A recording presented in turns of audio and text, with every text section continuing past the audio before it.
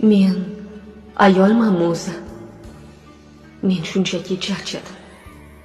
Erkak o'rnida erkak bo'lishdan charchadim. Mard ayol bo'lishdan, kuchli ayol bo'lishdan charchadim. Hammasini nozik yelkamga olishdan, yolg'iz yig'lashdan toliqdim. Men ham ayol bo'lishni istayman.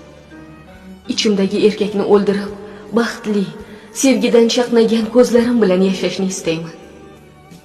Menga ham kimdir nimadir ilinishini, buni olib qo'y, senga oldim deyishini istayman.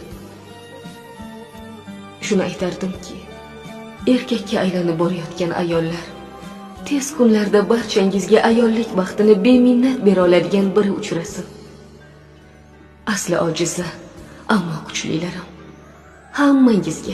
hammangizga baxt tilayman. Baxt. Chunki